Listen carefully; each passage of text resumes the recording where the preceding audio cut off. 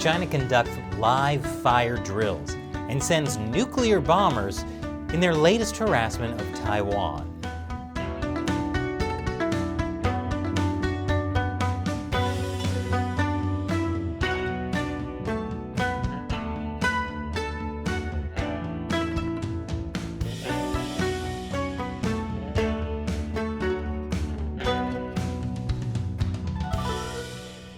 Welcome to China Uncensored. I'm Chris Chappell. I'm sure this week a lot of you have been pretty focused on following the situation in Afghanistan.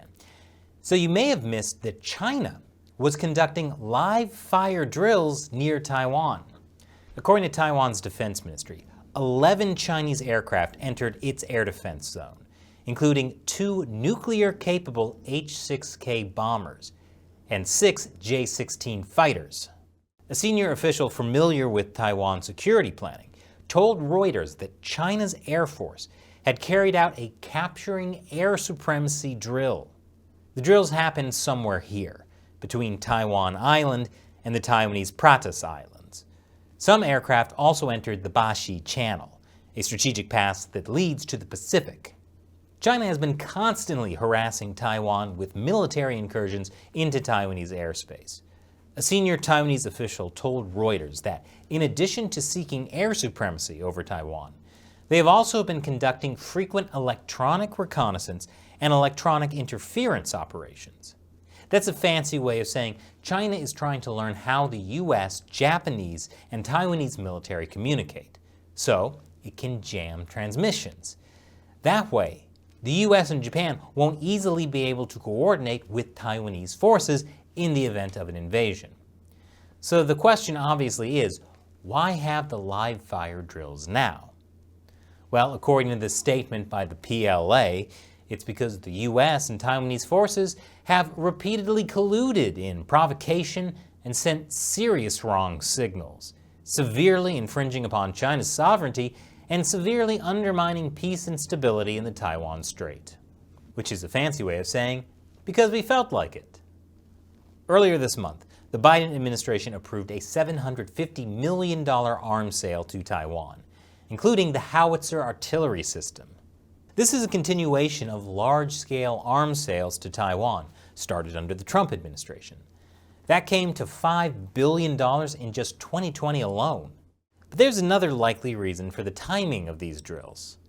As we mentioned earlier this week in an episode about China and the Taliban, the Chinese Communist Party is using the U.S. withdrawal from Afghanistan and the subsequent collapse of Afghan forces to the Taliban as a warning to Taiwan.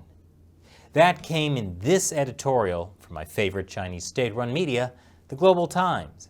They wrote, "The situation in Afghanistan suddenly saw a radical change after the country was abandoned by the U.S., and Washington just left despite the worsening situation in Kabul.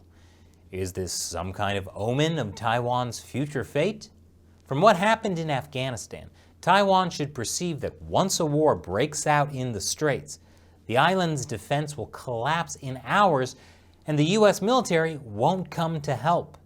As a result, Taiwan's authorities will quickly surrender, while some high-level officials may flee by plane." The threat in comparison is pretty clear.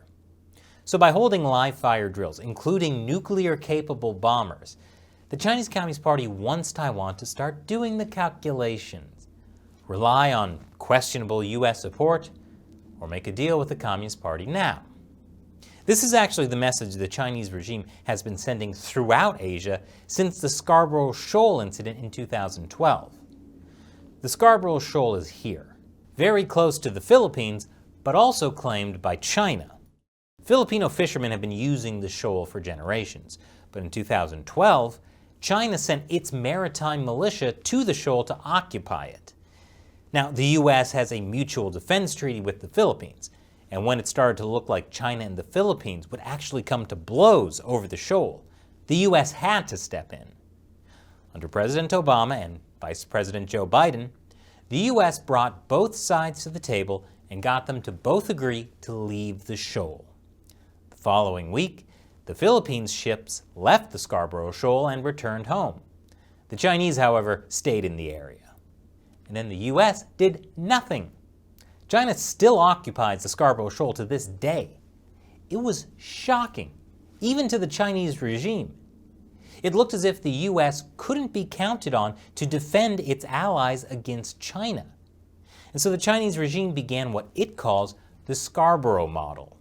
The Scarborough Model is a template for China gradually to exert control over the Western Pacific by snapping up one land feature at a time, a sort of incremental revisionism that slowly squeezes out the US without ever providing a reason for a confrontation.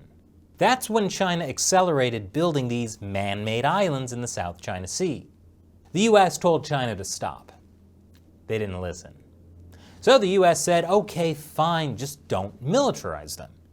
And the Chinese regime promised not to. In fact, Xi Jinping said this in a joint press conference with President Obama during his state visit to the White House. Relevant construction activities that China are undertaking in the Spratly Islands do not target or impact any country, and China does not intend to pursue militarization. Then China put missile launchers on the islands and started calling them necessary military facilities.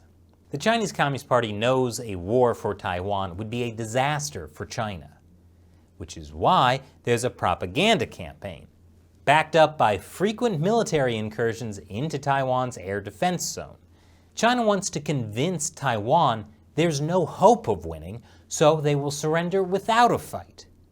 And without clear messaging from the US on Taiwan, China's propaganda might just work. And now it's time for me to answer a question from a member of the China Uncensored 50 Cent Army, fans who support us and our efforts to expose the truth about the Chinese Communist Party by contributing to the crowdfunding website Patreon. Logan asks, how much do you think the CCP had to do with Afghanistan falling so quickly? It's a very good question, Logan.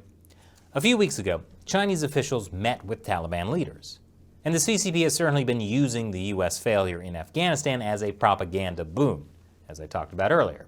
The Taliban presents a lot of opportunities for the Chinese regime, which is why, so far, it's keeping its embassy open and not recalling Chinese citizens. And then there's this. The country's foreign ministry said China is ready for, quote, friendly and cooperative relations with the Taliban. At the same time, the CCP doesn't want Afghanistan thrown into chaos. So the Chinese regime is making a political calculation on how much they can trust the Taliban. The biggest indication of that will be how much investment they start pumping into Afghanistan. If the money starts flowing, that means the CCP thinks it can maintain good relations with the Taliban, and may have had a hand in their rise. Thanks for your question and your support, Logan. And a big thank you to everyone who supports China Uncensored on Patreon. We could not do this show without you. So thank you for joining us in the fight to expose the Chinese Communist Party to the world. If you're interested in joining, head over to patreon.com/China Uncensored. You'll get a bunch of cool perks, including the chance to have me answer your question on the show. Once again, I'm Chris Chappell. See you next time.